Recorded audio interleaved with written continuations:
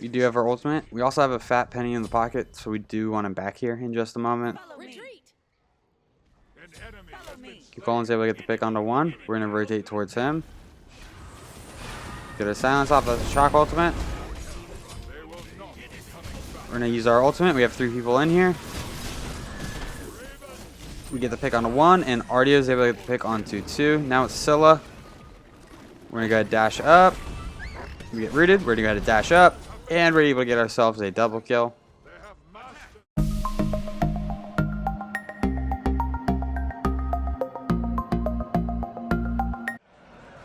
What a do, skibbity boo, it's your boy Shawnee B Gaming, and today we have a viewer request to play Hades as solo. If you are new to the channel, I upload every single day. I add some commentary to a game that I've already played with the intentions of seeing what went right, what went wrong, and hopefully there's something that we can learn together. If there is something that we learn together, make sure you check out the channel and subscribe for more content. If you are a returning viewer, Hades can be very annoying to deal with in solo or mid. Especially in solo, you just get him a little tanky, he has crazy lifesteal already built into his kit, and then he can just ult in team fights. Hades is pretty strong in solo, there's not a lot of gods that can beat him in the early game. So let's go ahead and jump into Hades' kit, starting with Hades' passive, Blight. This ability affects all of his other abilities, so I feel like it's a great place to start. Hades' normal basic attack is going to apply a debuff to enemies called Blight. The debuffs are going to stay on the target for 8 seconds and can be refreshed, and it's going to reduce the enemy's physical or magical power by 5%. Hades 1, Death from Below. Hades is going to descend into the ground and then appear, dealing damage wherever he appears. He's going to apply Blight to all enemies in the area, and if the enemy is already blighted, they're going to be slowed. The slow is going to be 20% at level 1, 40% at level 5, and the slow duration is 2 seconds. Hades is 2, Shroud of Darkness. Hades silences all enemies in the cone in front of him. If the enemy is blighted, they are also feared. This applies Blight. The silence is going to be 1 second at level 1, 2 seconds at level 5. Hades 3. Hades is going to slam his spear on the ground and deal damage in a circle around him. Blighted enemies hit by this ability are detonated, dealing damage to enemies and healing your allies around the detonated targets. Enemy gods will take 50% of the damage from detonated blights. The detonation radius is 20, so if you want to heal your teammates, they have to be very close to the enemy. Hades Ultimate, Pillars of Agony. Hades is going to create a vortex, which is going to drag enemy gods towards him, dealing damage every 0.5 seconds for 4 seconds. If the enemy is blighted, their protections are going to be reduced. Hades also gains protections and 10% damage mitigation for the duration. He's going to gain 60 protections at level 1, 160 protections at level 5. The debuff protections on blighted enemies is going to be 10 at level 1, 30 at level 5, and the debuff lifetime is 4 seconds. In terms of the leveling order, at level 1, we want to put a point into our 3, level 2, put a point into our 1, level 3, put a point into our 2, level 4, put another point into our 3. Then we want to max out our ultimate whenever we can, max out our 3, max out our 1, max out our 2. We started with the tier 2 version of boots. We bought the teleport glyph because we want to get the lifesteal boots online as quick as possible. We are going to skip a starter item and skip going into Bancroft's Talon. We want to be super tanky and abuse the lifesteal that Hades already has in his kit. So by getting our lifesteal boots online, we got ourselves a little bit of a power spike, which is going to allow us to really bully this chalk early on.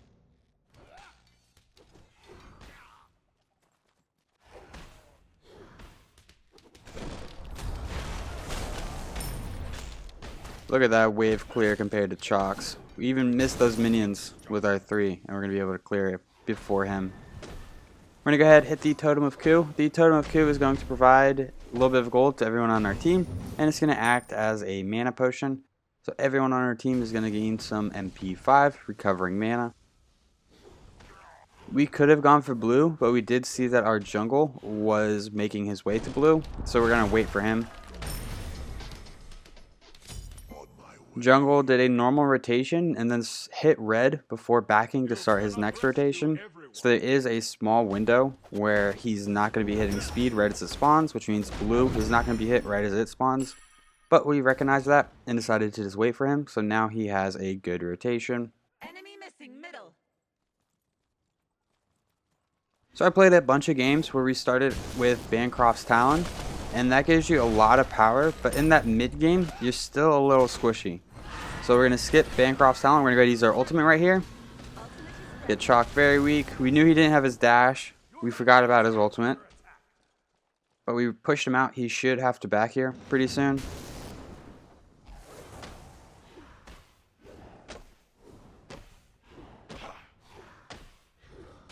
I feel like there's almost no god that can apply as much pressure as Hades in the early game. Like, what is this Chalk gonna do? He can clear waves so quickly. So what do we do with this pressure? Well, we want to hit Totem whenever we can. We want to hit our blue buff whenever we can. We should probably be looking to invade Harpies whenever we can. Although with invading Harpies, there's a little bit risk for that biscuit.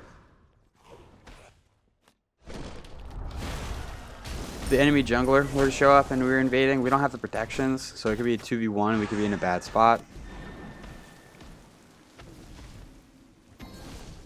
There's a purple like fog around the Chalk. That means that he's blighted. We're gonna go ahead and just continue getting damage onto him. Ooh, and our one is a little short. 20 seconds on our teleport. We are also just a few gold short of being able to get the Breastplate of Valor. So we're probably going to back as soon as we can get Breastplate. Chalk is a little difficult to ult because he has his ultimate, he has his hammer and his dash. So we gotta kind of time our ultimates on him pretty carefully.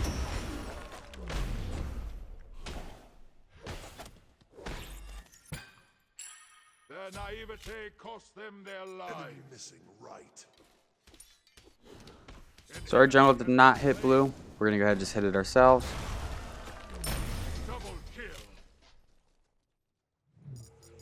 We're gonna go ahead and back. We have enough money for Breastplate and we have enough money. Well, we're gonna stick around for one more wave.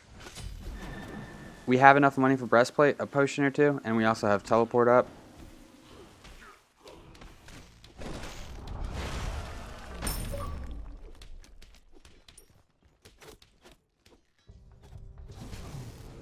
We're gonna go ahead and back. Breastplate of Valor is gonna provide us 65 physical protections, 300 mana, 10 MP5, and 20% cooldown reduction. Its stats are so strong that it does not have a passive.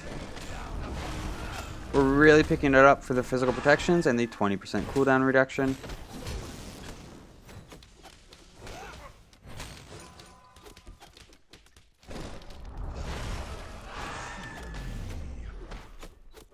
Maybe we could have ulted there, but I think he would have gotten out of it. So we're going for cooldown and some tankiness with Breastplate. This is going to allow us to ult more often, to be able to dash away more often while Yu is nearby. Oh, he's able to avoid our 2. We get our 1 off onto the Chalk.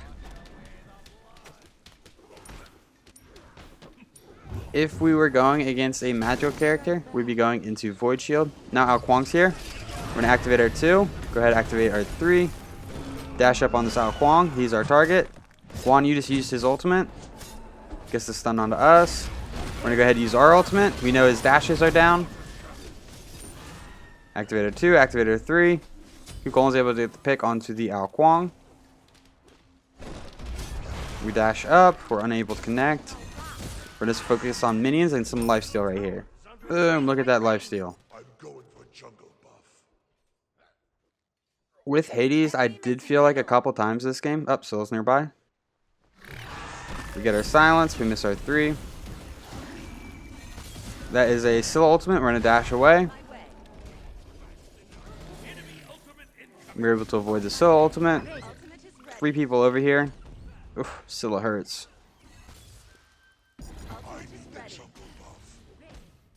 I'm going to go ahead and just secure the blue buff. We're also going to lifesteal off this. They have mastered their has been slain. With Hades, there was a couple of times this game where I felt like I had to dip the team fight and go to a minion wave and lifesteal off of it, and then re-engage the team fight.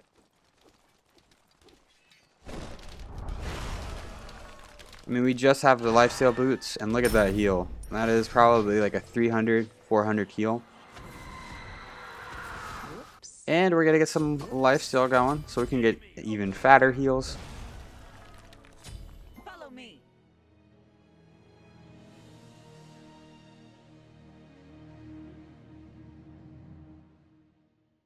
So I don't think we're going to get a lot of picks in lane going against a chalk. However, once we start rotating to team fights, I think that's when we're really going to shine.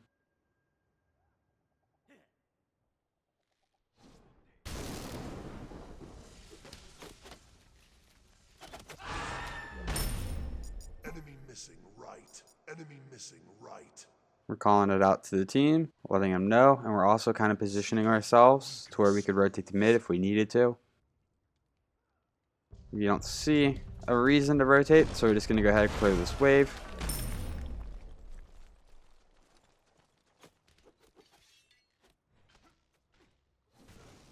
We're going to check enemy harpies. Enemy missing left. Just go ahead and secure that. Chalk's here. Right lane. Right lane. I'm going to dash under the wall. Ao Kwang kind of hurts. We don't have any magical protections quite yet. That's Chalk ultimate. We do have our ultimate. We're going to dash up. Our 2 was a little late there. Our team's rotated, so now we're looking for an engagement. We're going to activate our 3. Ao Kwang really hurts. We're going to pop our health potion. Get our silence off. We avoided the Scylla ultimate. We're going to go dash under the wall, avoid the Guan Yu ultimate. Right here, we're going to lifesteal off the wave. Even though we took that engagement, we have to dip and lifesteal real quick. Now we're going to re-engage.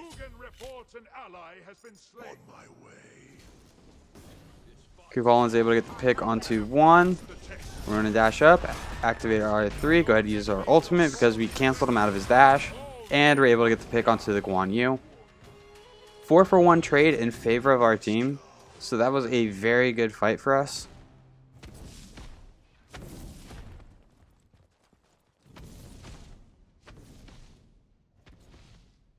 We're going to go ahead and make our way to our blue buff.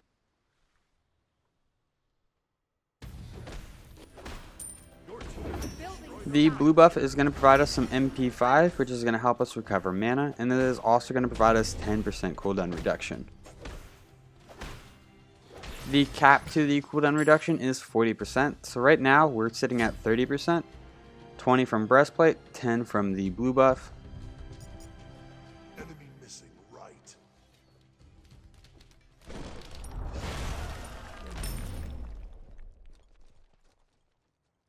Ultimate is down. On my way. We're going to go ahead and rotate towards mid.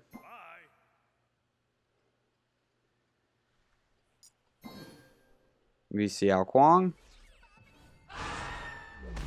We get a blight onto him from our 2, then we activate our 3 to detonate it and get some extra damage going. Out of mana. Be right back. Our ult is now ready.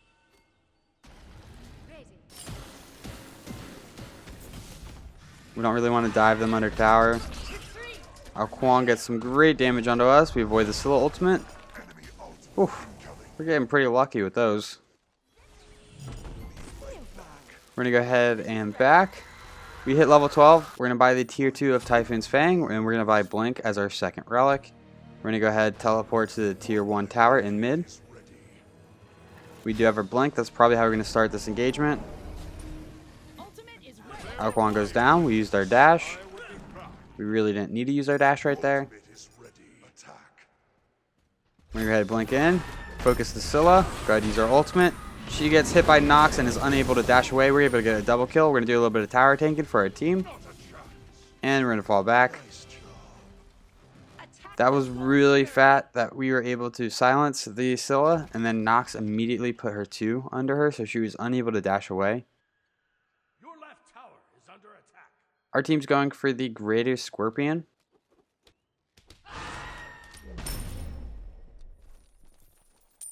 at the Gold Fury. We're going to go ahead and just do a little bit of invading, try to get some levels. Shock's nearby. No thank you. We're not interested anymore.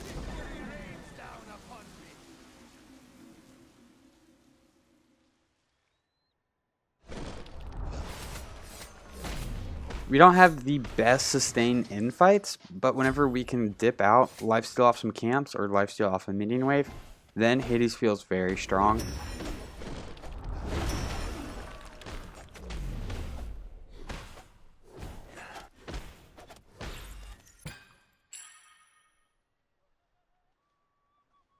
I feel like I really haven't been picking up the teleporting glyph on my solo laners this season. However, for this start, I feel like it was essential.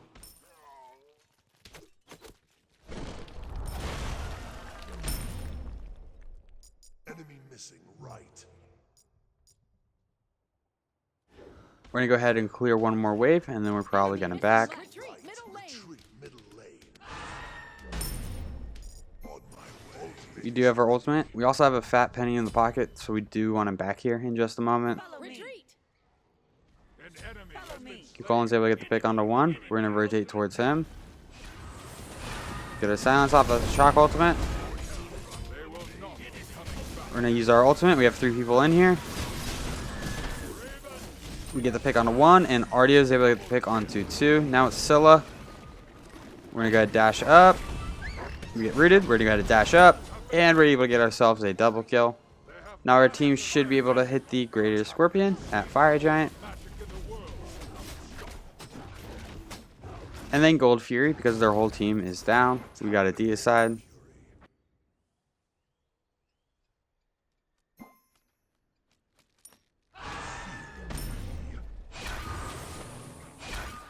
Attack the Gold Fury. On my way.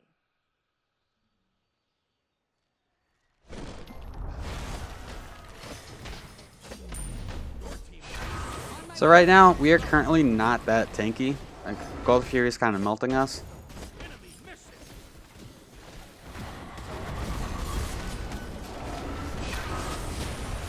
Our team is able to secure the Gold Fury. Be right back. We're going to go ahead and back. We're going to pick up Typhons Fang. Typhons Fang is going to provide us 70 magical power, 200 mana, and 15% magical lifesteal, and also 10% magical penetration. It has a passive that healing obtained from magical lifesteal is increased by 30%. Your magical power is increased by twice the amount of your magical lifesteal. And then we also picked up Voidstone. Voidstone is going to provide us 150 health, 40 magical power, and 60 magical protections. It's going to provide us with a passive that enemy gods within 55 units are going to have their magical protections reduced by 10%. So we have 3 magical characters on our team. So 2 other people besides us are going to be able to benefit from the Voidstone.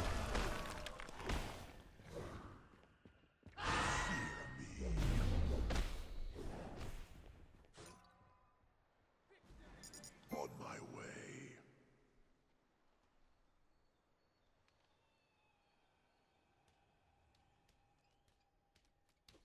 So we have our physical item, we have our magical item, and we have our flex item. We're starting to get pretty tanky.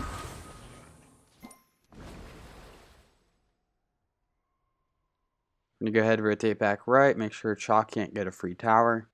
At this point in the game, he could have a free tower, and it wouldn't matter that much if we were in a team fight that mattered. However, we're not really in a team fight right now. Middle lane. Enemy missing right.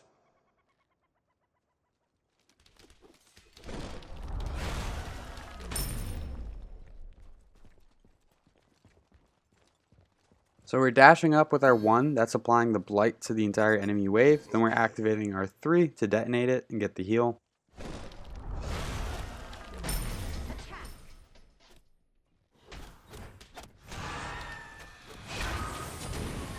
Enemy missing left. Nox is inside of us. We're going to go ahead and dash away.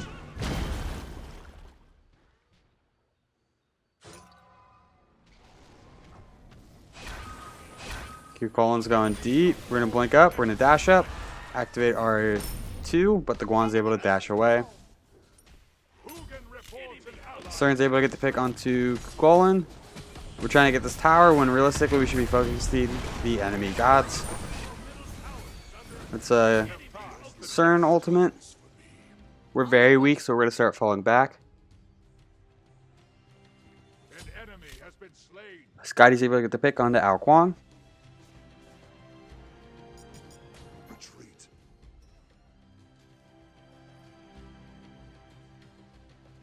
We're going to go ahead and just fall back, hit our blue buff.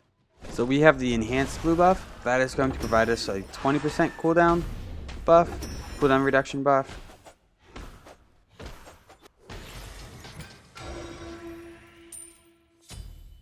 Scylla's here. We're just going to keep kind of wiggling around. If she hits us, she might be able to get the pick onto us. Our team comes as a backup, and we're able to pick up the blue buff and then fall back. Ultimate incoming. On my way. Ultimate is ready. We're going to go ahead and back. We have Fire Giant warded, so we have nothing to worry about.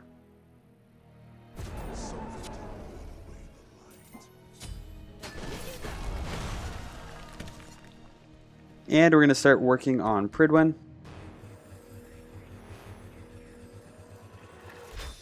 Your right tower is under attack.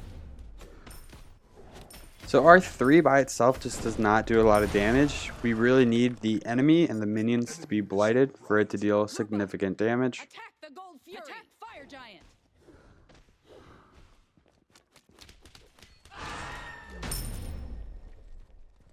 On my way.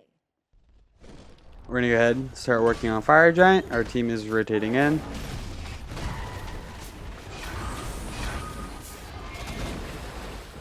The Fire Giant is going to provide our team with some HP 5, some MP 5, and it's going to allow us to deal more damage to structures.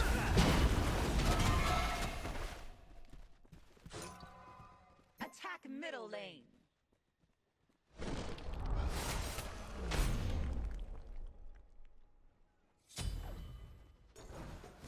Attack the gold fury. Attack the gold fury.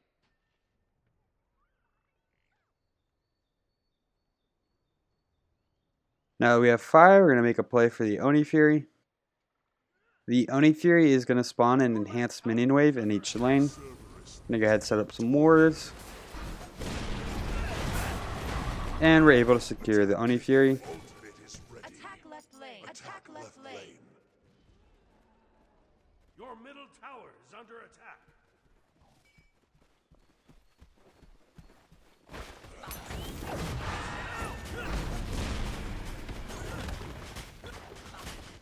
We're going to go ahead and tank it for our team.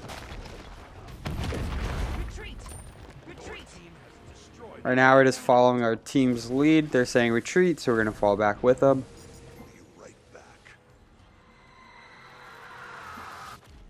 We're going to go ahead and back and finish our Pridwen. Pridwen is going to provide us 30 magical protections, 30 physical protections, and 20% cooldown reduction. It has a passive that when your ultimate ability has finished casting, you're going to gain a shield equal to your protections for 5 seconds. When destroyed by timing out or by being depleted, it's going to explode and deal magical damage equal to 50% of the shield's initial health, and slows the target by 25% for 3 seconds. This can only occur once every 45 seconds.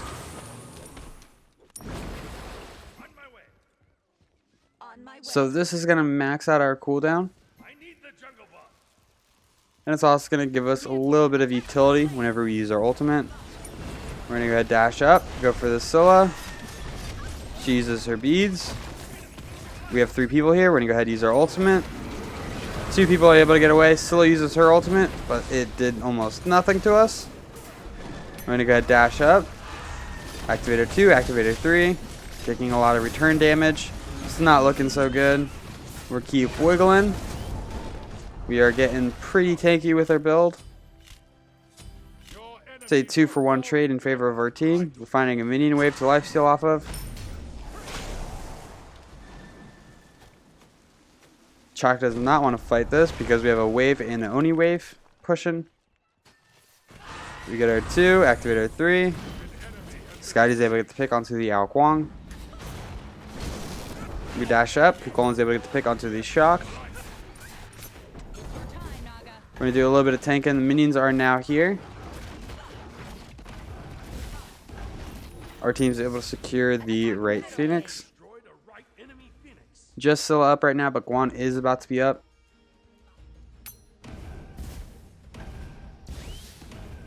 Trying to find some minions to heal off of.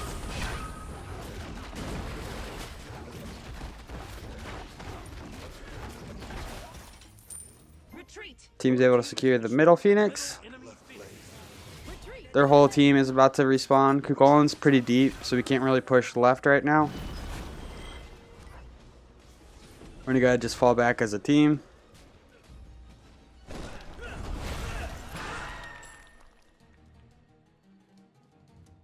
And I think with our next item, I actually made a little bit of a mistake. I think instead of going into Ethereal Staff, which is what we are currently doing, we should have gone into Sundering Axe, the upgraded version of Warrior's Axe, and then picked up Ethereal Staff whenever we sold our boots. We're going to go ahead and hit the Pyromancer with the Kukulkan. Pyromancer is going to give us a buff of 40% increased movement speed when we leave Fountain for 15 seconds.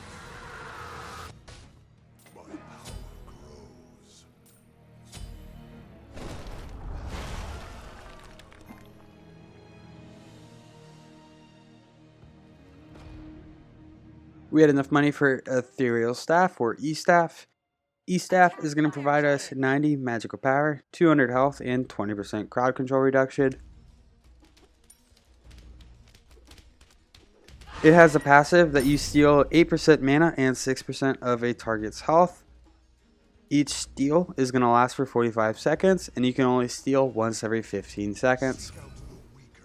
So this item has 20% crowd control reduction, meaning if we got stunned for 1 second, the 20% crowd control reduction would activate, and we would only be stunned for 0.8 seconds instead of the full second.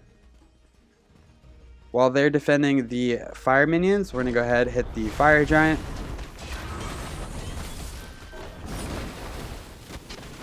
The fire minions give us a lot of pressure on the map, and we're able to get a fire giant.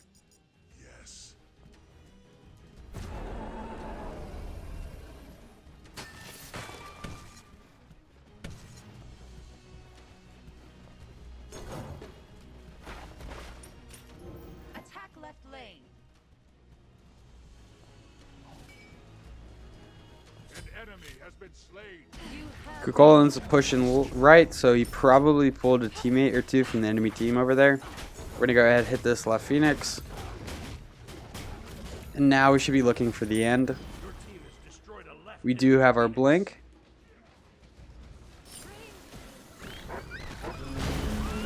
We're going to dash in. Activator 3. Throw our 2 onto the Alquan. Go ahead and use our ultimate. Easy pick.